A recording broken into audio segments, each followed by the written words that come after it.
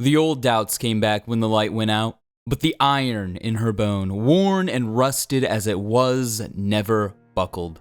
The light was gone, but holding a sniper rifle still felt right. She marched into the city beneath a refugee's hood, took up a roost on a building with a white rabbit, and killed 216 Cabal with 199 bullets. She cried when the traveler woke before her eyes. At her hip, a radio blinked to life. It had gone quiet when the Red Legion attacked. She answered it with trembling fingers. "I know," she said. "I can see it. I can feel it." "Even the stars are brighter now," said the voice over the radio. "The whole cosmos is ablaze." She closed her eyes. "I can't wait to see it. I'm coming home." Efforty out. Oh, thank the heavens that is on a Tess cash shop item and not something like, I don't know, the Iron Banner Ghost. Because I just don't know what I would do with myself if I didn't have to go through the cash shop to get my lore.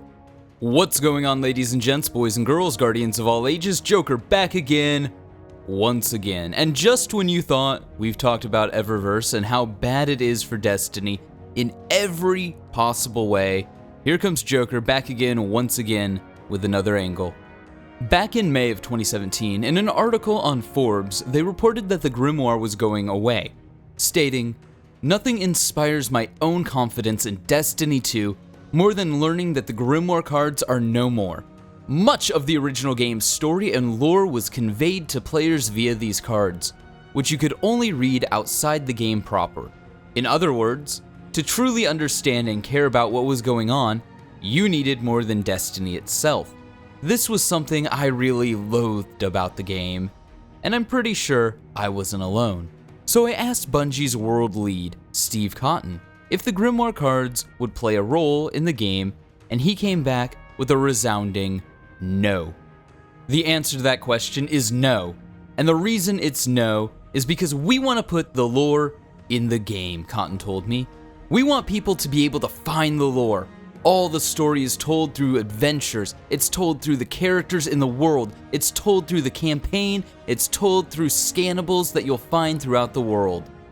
So, first, if I could, why was this not carried over to the Curse of Osiris? Correct me if I'm wrong, but I don't think there's any new scannables on any of the worlds, and I don't believe there's any on Mercury.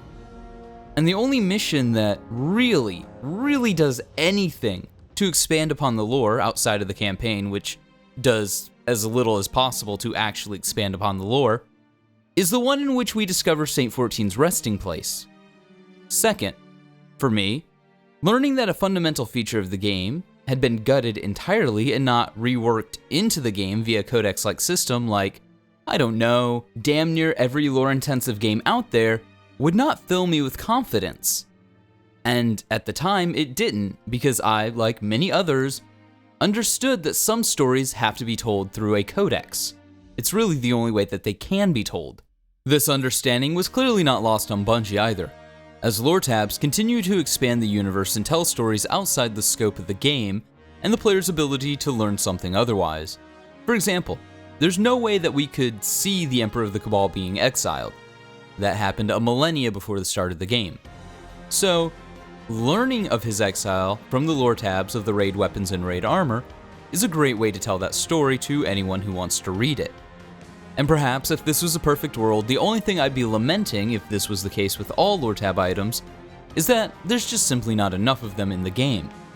And that perhaps the lore tab will never be the best way to convey long stories. For example, it takes the entire raid set to tell the story of the Cabal Emperor. So, something like Thorn and Last Word would be hard to tell, considering exotics only get one lore tab. In Destiny 1, these stories were updated with every DLC, amounting to over a dozen lore entries each. But unfortunately, that's not the only issue. For you see, O viewer of mine, Bungie was not content with stuffing ships, sparrows, ghosts, and shaders behind Eververse. Oh no. They couldn't just be bothered with doing that. I mean, yeah, sure, these are things that we once got for free, but no, they were not content with just doing that. Large portions of the lore are also attached to some of these Eververse items. But wait, as bad as that sounds, oh no. It gets even worse. At the end of every season, Tess rotates her inventory out. Exotic emotes, ships, sparrows, ghosts, they all go bye-bye, and so does the lore attached to them. And then they're replaced to start the cycle all over again. So, not only has Bungie taken the story of the universe, something that we got for free in Destiny 1, which they mostly removed because they wanted people to be able to find the lore. But, of course, one of the places that they want you to be able to find the lore is the cash shop. But even then, it's only for a limited time. And after that, well, go fuck yourself. If it wasn't for places like Ishtar Collective, this lore would be lost to anybody who didn't happen to get all of these items when they were available.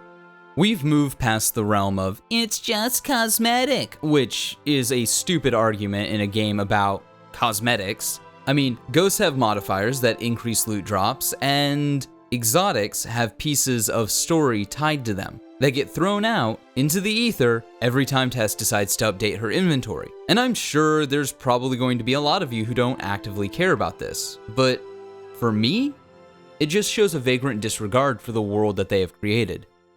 I opened the video with a quote from the Cosmos Ghost Shell, giving players who cared about the lore some closure on what happened to Lady Aphrodite.